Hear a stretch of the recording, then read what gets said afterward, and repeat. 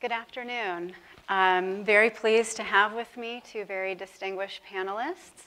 We have Alex Kragie, the director of the American Green Bank Consortium, and Jeff Eckel, the CEO of Hannon Armstrong. And first, I just want to congratulate all of you for having made it to the last panel. We are eternally grateful to have people to talk to about what ends up being, maybe from my humble opinion, the most important topic we're covering today. The technologies are amazing. The policies are enabling or prohibiting. But the capital, if you don't have it, nothing gets done. The energy sector is fundamentally a capital-intensive sector. That means when we talk in multiple zeros. Lisa earlier said it exactly right. In 2018, $64 billion was invested in the clean energy space in that 1 year alone in the United States. It's a lot of zeros. So part of what we're going to do here, as we try to be maybe a little bit provocative and try to make sure we keep our energy up and hold you before you go to the reception, is really talk about how we get that capital to the investments so that we can accelerate the transformation that our energy sector is undergoing so that we can achieve our climate change objectives.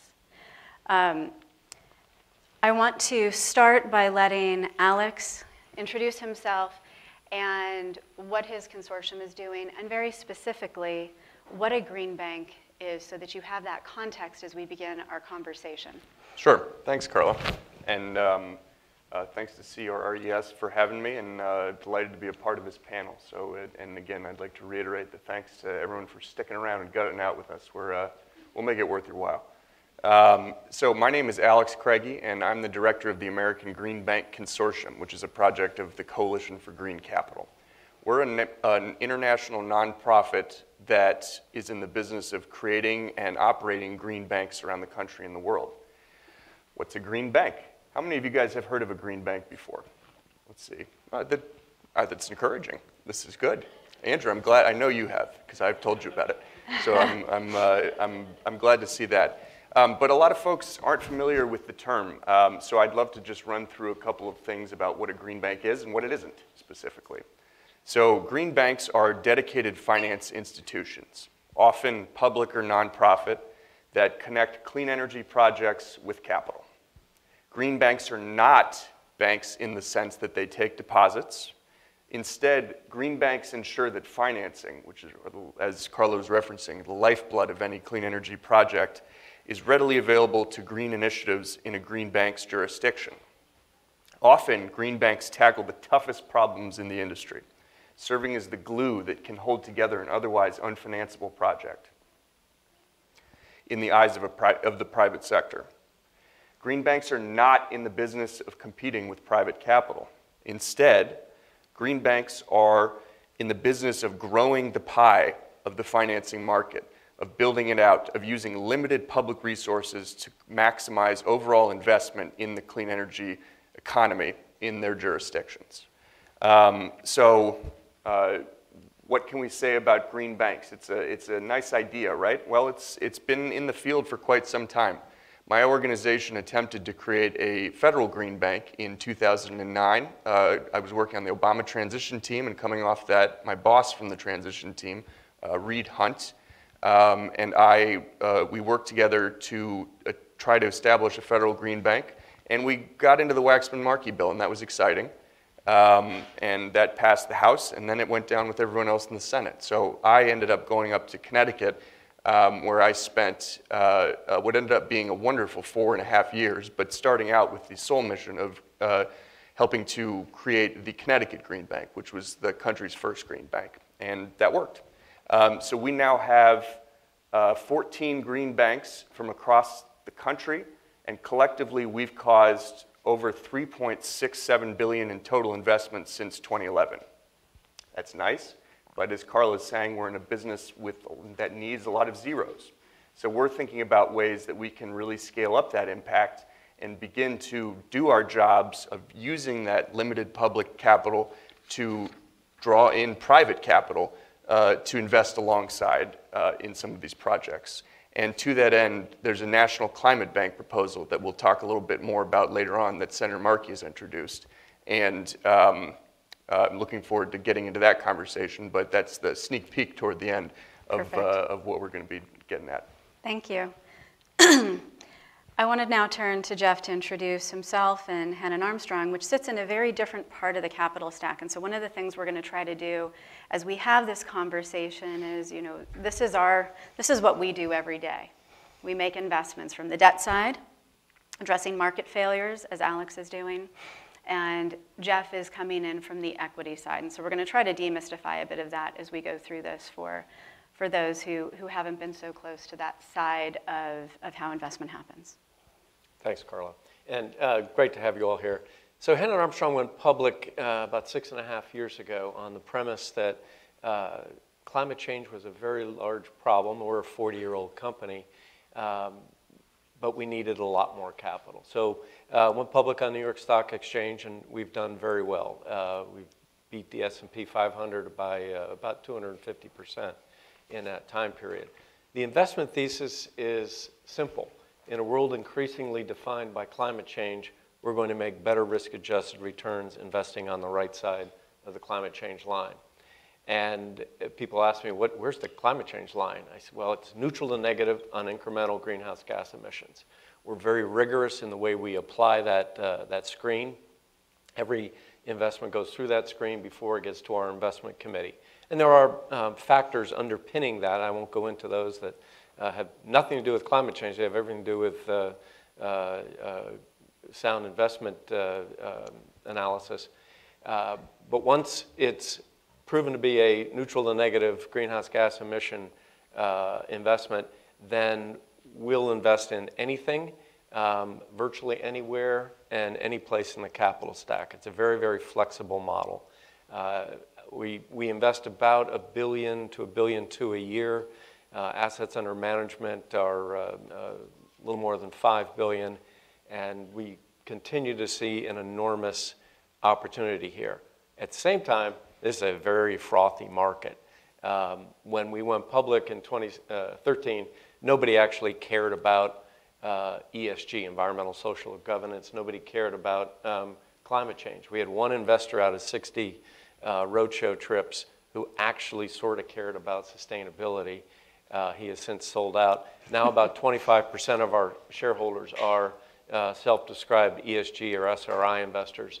And we get an awful lot of credit for the very rigorous way we've articulated our investment thesis. So with that, I'll leave it back to you.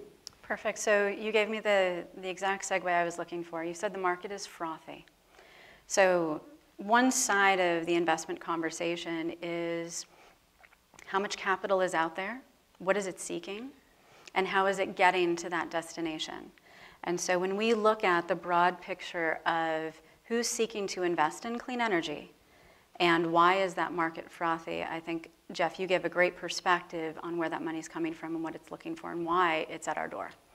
I was at the UN for 2 days of Climate Week and met with the CEO of Pension Denmark, the largest pension fund in Denmark.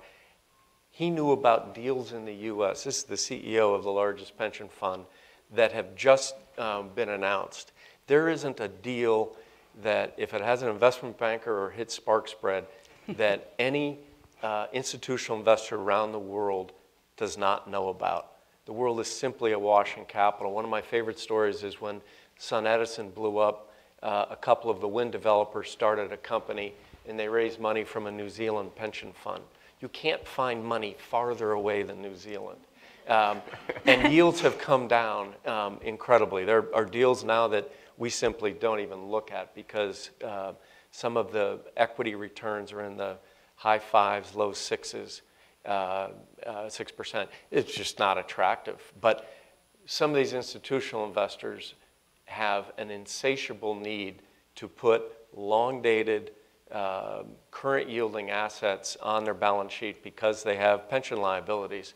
And when you have $18 trillion of debt around the world with a negative yield, the U.S. clean energy market is considered one of the only few investable asset classes. And investors we're seeing them in virtually every aspect of our business. Fortunately, we're able to collaborate or compete effectively, but it is a great time to be a borrower or to want to raise equity. It's a fantastic time. There's so many institutions who need to put capital to work against the climate change thesis, and they're awash in it. So if you're a developer or an owner of a business, it's an awesome time. I'm really glad you said that. Yes. So the types of projects that these investors are seeking, what is it about the U.S. clean energy space that makes it so attractive? One, it's the U.S. There are a lot of other places that are no longer really investable, like Brazil used to be. It's really tough to get anything done in Brazil. Same with Mexico. One, they're long dated. So, the average set of cash flows or the average project life is 20 or 30 years. Well, there are very few assets that yield, have an attractive yield above the U.S. Treasury that are 20 to 30 years old that aren't already completely bid up. So real estate would have been the alternative investment. Absolutely. You've talked to real estate investors now, they're just, why put any money in any building right now? Every building is so expensive, there's not an appropriate yield. So there's still some margin to be made, but it's rapidly collapsing. And that's really coming from that supply and demand of Yes. how much capital is available versus how many places there are to put it. Let's put a little finer point onto what those investments are. So typically they're existing within which technologies and what type of contracting structures are they benefiting from that's making it such a predictable and reliable yield for investors? So we look at our largest set of investments are in energy efficiency, really boring things like lighting, heating, cooling, but extremely impactful from a carbon standpoint. That's by far our biggest investable class. We're also a very large investor in solar and wind. Wind is by far the most competitive market for any capital provider or service provider. I'm not sure anybody's making any money in wind these days. But efficiency is one we love. And they're starting to turn into microgrids. It's not just lighting, heating, cooling. We did a $80 million project at Marine Corps Base at Parris Island, and it included natural gas cogeneration, included a solar PV farm, and 7.5 megawatt hour Tesla Powerwall. It allows the Marine Corps Base to be much more resilient and adapt to climate change and basically go off grid about 85% of the time. That is where these investments are going behind the grid.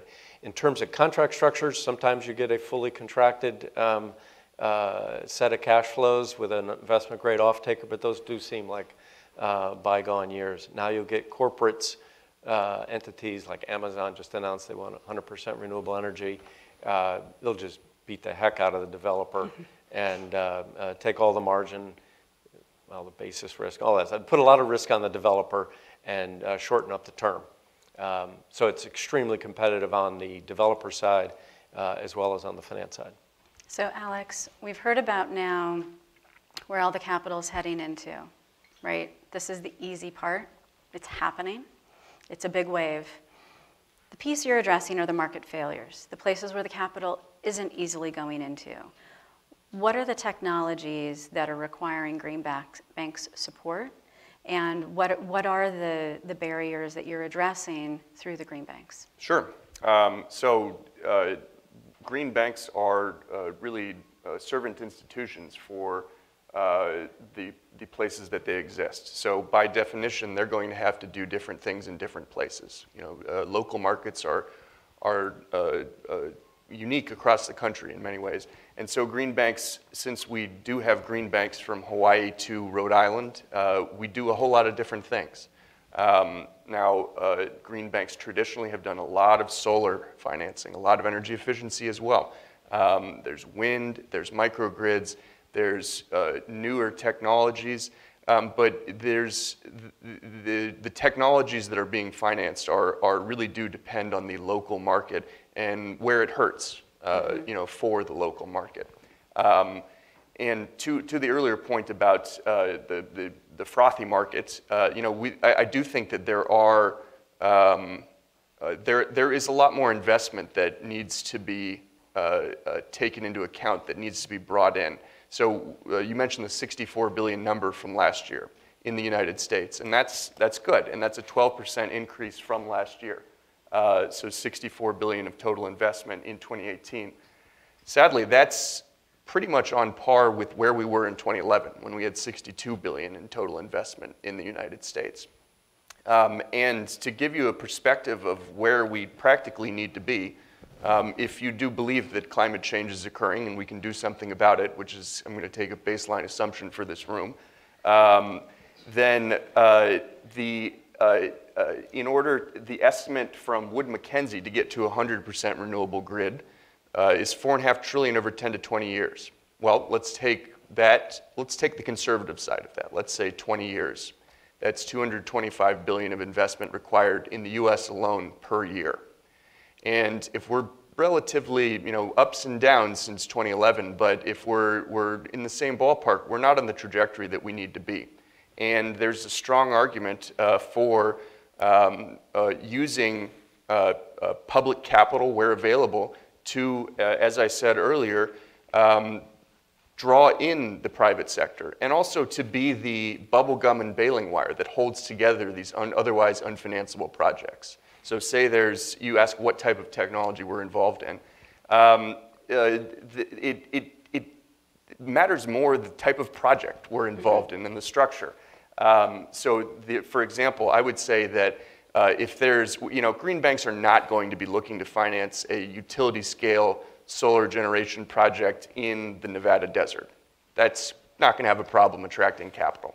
However, if there's a wrinkle to that project, if there's a sort of newer edge storage component, if there's some locational difficulty or perhaps some other element of the project that makes an investor furrow their brow a little bit and maybe take a pass, then that's where green banks can step in. And we can take subordinated positions in the capital stack. We can take subordinated debt positions, I should say.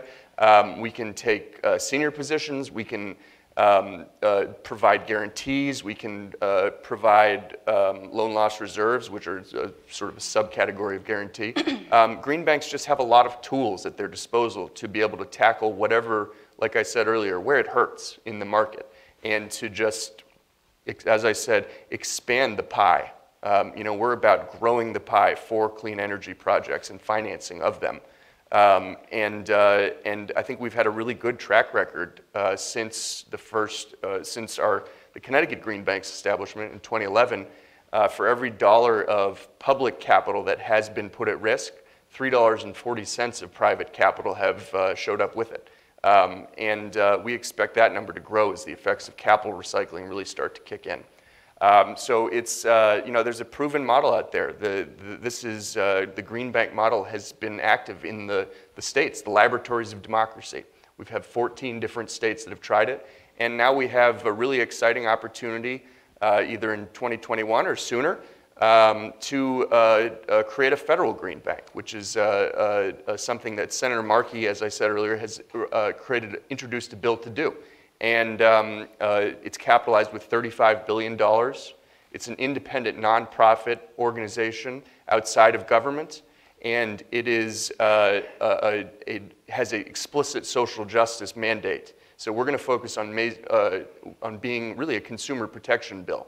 We're going to be looking out to make sure that folks don't see increases in their electricity prices as a result of this clean energy transition that we all know needs to happen. That actually raises a very interesting point. When we think about making investments, one of the things that always comes to mind is cost of capital. And I think that one of the things that may not be appreciated is that the lower the cost of capital, the lower the price will be to the end user, to the customer. And yes. You know, maybe another reminder as well is that in our sector, utilities, energy generation, historically, people who used electricity were referred to as ratepayers. And then some people might refer to them as consumers. But I would be very careful of anyone who doesn't think of them today as customers, These are people with power and decision, and they have the ability to make choices. It means we all need to be treating them accordingly, and so paying close attention to that relationship of that cost of capital to the impact on that end customer. There's a real relationship there, and I'm wondering if both of you can, I'll start with you, Jeff, can tease out a little bit that relationship of the cost of capital and how that translates into what the end customer receives. You were implying it a bit about what Amazon was going to be doing, and how as an investor you might be keeping that in mind.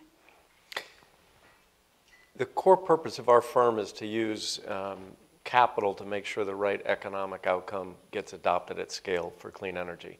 So to us, it's cost of capital and our ability to, having permanent capital as a public company, take our repayment out over 20 years or 30 years or longer, matching the life of the assets, which has, when you see the cost curves on solar and wind coming down or LEDs coming down, that's really good. The cost of the technologies have come down phenomenally, but the cost to finance these capital-intensive technologies has come down as much or more, and that has actually made as big a difference in reducing the end cost, which is why solar wind is now cost competitive with baseload generation on the utility scale side, and why energy efficiency microgrids are already economic. It's absolutely, I mean, if costs of capital get any lower, it's not very attractive to invest anywhere. I mean, you really have a very, what's the 10-year treasury? 175? I mean, 1.6 something right now. Yeah. When I started, it was 16.5%. So it's come down just a bit. And maybe talk a little bit about, Alex, how the green banks help to bring that cost of capital down on the projects that aren't quite as attractive in the absence of. Sure. So yeah, I can't thank you enough for bringing up the fact that when you do add lower cost capital into the capital structure of a project, the delivered price of electricity is lower. And to your point about customers, yeah, that's a really important point. You know, we are this clean energy transition that we all in this room know needs to happen. We can't do it on the backs of ratepayers. This has to be a story where folks are enjoying the benefits of cleaner energy, and it is becoming more and more possible to do that thanks to a lot of the rapid decreases in the cost of electricity coming off of these projects over the past decade, even a little bit further even. So that's a really important point. I would say that the importance of having low-cost capital in the mix, and Jeff's exactly right that you know, there are a lot of that we are in a low interest rate environment, and green banks are here to help where perhaps the project just doesn't have capital available to it from the private sector if the markets aren't liquid. If there's some type of other, as you referenced earlier, market failure, Carla, that green banks can step in and be useful in playing a role in sanding down. And that's what takes a project that's otherwise a red light for private investors to be a green light. So that's the type of things that green banks are doing around the country. Yeah, so we appreciate you driving that home. I think that's a really important point, that the delivered cost of electricity is lower because of the inclusion of low-cost capital in the capital stack of a project. It's very important. You know, we had a little bit of discussion over the course of today, some references to ITC and PTC that have applied to solar and wind. And I just wanted to get your views on how effective you thought those were as policy measures. There are some conversations about extensions. Do you think that's necessary and important for achieving a much higher number of projects and megawatts in our system? How are you viewing it? I'll start with you again, Jeff. I think the ITC and the PTC have done a phenomenal job in bringing down the cost of wind and solar, and I think Congress did a phenomenal job in having a ramp down. let them go away. Done with the tax subsidies, not just for renewables, but for all energy sources. It's just, we're never going to subsidize our way to a clean energy future. So get rid of those tax credits, let them expire. Let oil depletion allowance, let all the other historic subsidies to fossil fuels go away as well. And let's just work on cash flows. The transactions that have tax credits are so expensive to get closed. Tax equity is not free. It's a very expensive source of capital. So you have players like us who have actual capital to invest. We can go much faster without a layer of tax equity, making what is already complex exceedingly complex. And from a policy standpoint, Alex, I would just raise the question, if the price of capital is falling, it's because there's more supply of capital than there is available projects. So to me, this is not a finance problem or a shortage of capital problem. By definition, if the price is falling, you need the supply of more clean energy projects. And the only way I can see to do that at scale is a carbon tax. Now, carbon tax is, I think, an extraordinarily conservative concept. Use the markets. Milton Friedman, Friedrich Hayek, all wrote about the fundamental market failures of the smoke, soot on a man's collar, wrote Friedman, that should be paid for by somebody else. The only way in a market-based solution that can get done is a carbon tax. And then when we look at some of the equity issues in a transition, there are going to be winners and losers in the switch to clean energy. That is inevitable. It's just too pervasive in everyone's life. But you take those carbon taxes and you dividend 100% back to citizens with a Social Security number, and you start to ameliorate the impact. And that is going to be much more helpful to working class people than anything else we can concoct from a policy standpoint, and it will accelerate clean energy project development. It'll very much accelerate the flow of capital into clean energy, but as importantly, away from natural gas and coal. Forget it, nobody's investing in coal. But natural gas and oil is going to, the capital markets will simply start to move away. And the power in this pricing mechanism is phenomenal. It's been proved in other environmental attributes. That's what we should be investing our political capital in my opinion. I think it's very interesting, especially looking at things really from a market economic standpoint. What you're talking about is pricing in an externality into the pricing structures that are in place. Don't get upset, Alex. Darn it, Jeff. And so it is a really interesting solution. I agree the PTC and ITC have been so effective in bringing down the price, but man, you do not want to spend your time doing a tax equity deal. Oh, just ghastly. It's an incredibly expensive, very complex debt instrument that has served us very, very well. It's done a great job. It's done a great job. Declare victory, move on. I'm interested to see, though, when we think about something like storage. So storage is still moving down its price curve. There's some conversations about an ITC for storage. Storage is something that you mentioned in the context of that might be something that requires a green bank to come in.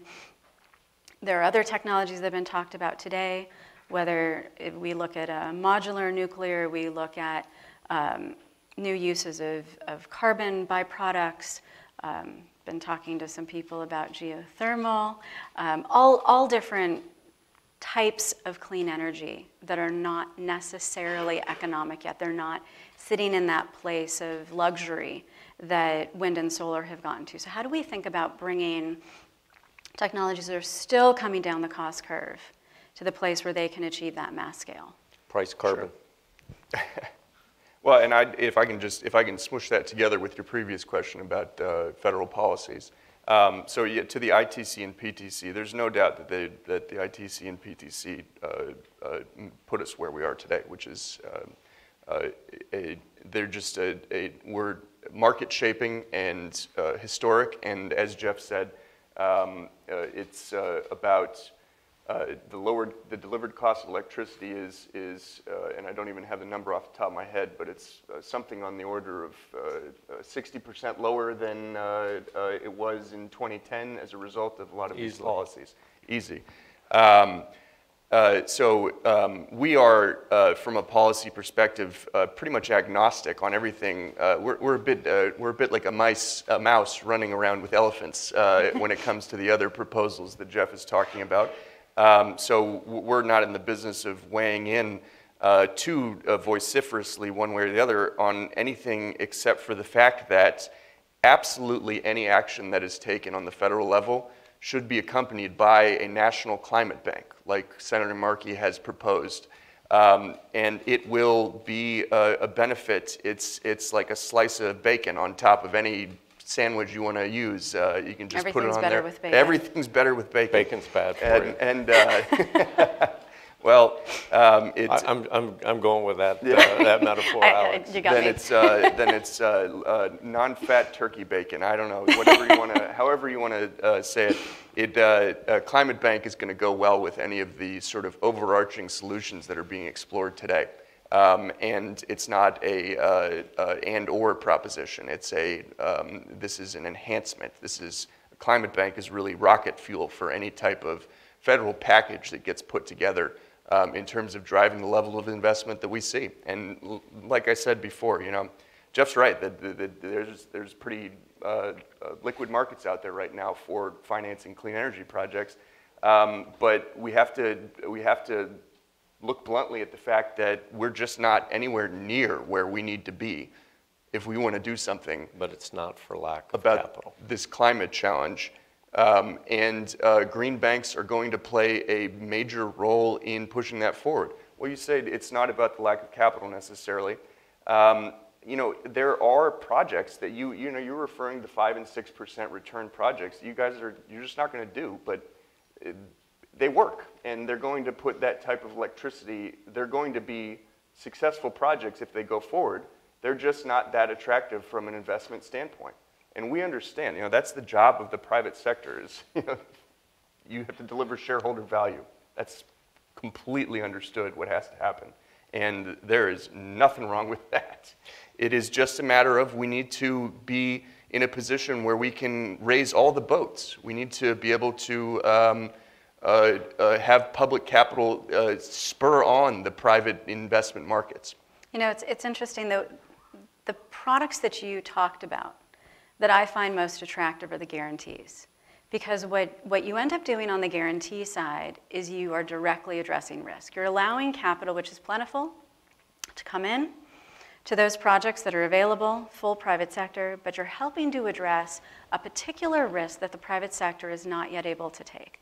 And I think that's a really interesting combination of, as we look at maybe putting a price on carbon, as we look at these massive flows of capital that are available and ready to come into the mainstream projects, how do we then start moving into the projects that are not necessarily getting done yet? And there are probably a couple different barriers we can think about that. But I would say from my perspective, as one would try to bring in some of the newer technologies and to try to pull down that cost of capital as and when needed, the guarantees can be incredibly useful. Sure, yeah, and I would say, so guarantees are a good example of providing some certainty. There are a lot of loan loss reserve programs, which are in essence a partial guarantee of a loan that are successful around the country in different green banks.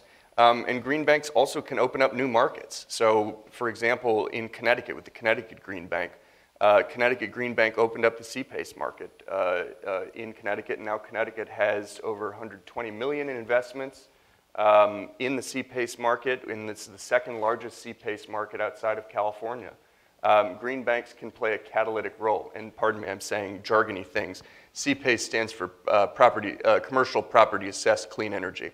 So that's a really important role of green banks, is to be a catalyzer for the markets that they're performing within. And they're just, you look at CPACE in Connecticut, you look at what is happening in Hawaii right now, where the Hawaii Green Infrastructure Authority is the state's green bank, and they've just put together an on-bill financing program for LMI customers that is well on its way to cutting the Gordian knot of the split incentives for landlord-tenant issues and why folks can't invest in clean energy if you rent. So it's about making sure that these benefits of the clean energy transition make their way to everyone.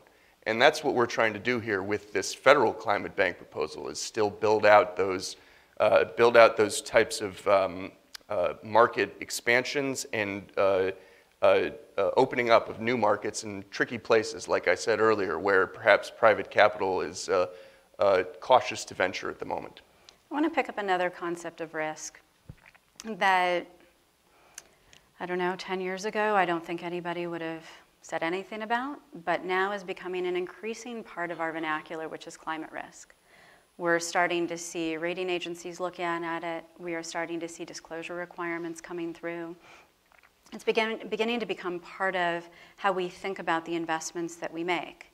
And I'm interested, again, starting with you, Jeff, how are you thinking about, in the context of your business, climate risk, whether you're looking at it from the risk of an investment you make, or does it actually create new investment theses for you?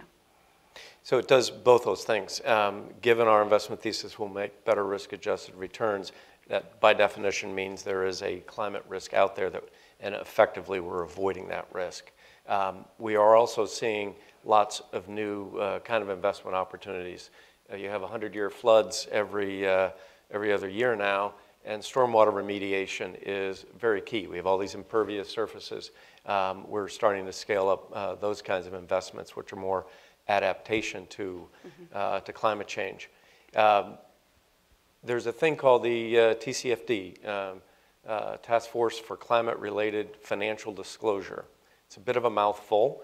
Hannon Armstrong was the first public company in the US to adopt TCFD. And basically, it's a very rigorous way to explain how, in your portfolio, investors in your securities have risk and what that risk can cost. All the big banks do it, Citi, JP Morgan, Wells, Bank of America, and they talk about all the good stuff they do. They don't talk about the fact that they're all funding Alberta tar sands and that actually might be uneconomic. But more importantly, what they don't do is they don't link the TCFD disclosure to their SEC filings. And it's a cartoon if it's not linked to your SEC filings. It's just a brochure. So I've tried to engage all those banks, all of whom bank us, to adopt what we're doing, add it to your disclosures, make it meaningful. Investors are calling for it. Leslie Norton just wrote a great piece in Barron's on the municipal bonds. She said a very similarly sized, shaped, tenor municipal bond in Miami sold at a discount to one in Oklahoma City. And the flood risk in Miami, and this was beachfront property, is so much more than it is in Oklahoma City. So the municipal bond market, which is quite large, has also still to come to terms with climate risk in their securities. Yeah, and talking about resilience is really key. That's a big area where green banks are really starting to get involved in. We have a history, so in Connecticut, I ran the Connecticut microgrid program, and we have a long and storied history of trying to finance generation assets within the context of a microgrid, and that's becoming more and more viable in microgrid settings across the country. We have some great examples from the Florida Solar and Energy Loan Fund, which is a green bank down in Florida, where they've worked out innovative new business models for trying to finance resilience projects. So as you all know, the tricky part of a resilience project in terms of financing is there are no expected future cash flows. And so what SELF has done is, or there often aren't expected future cash flows, I should say. What SELF has done is they've worked out a program where they take advantage of an incentive that insurers provide and then finance the balance of the project to strengthen somebody's roof, for example.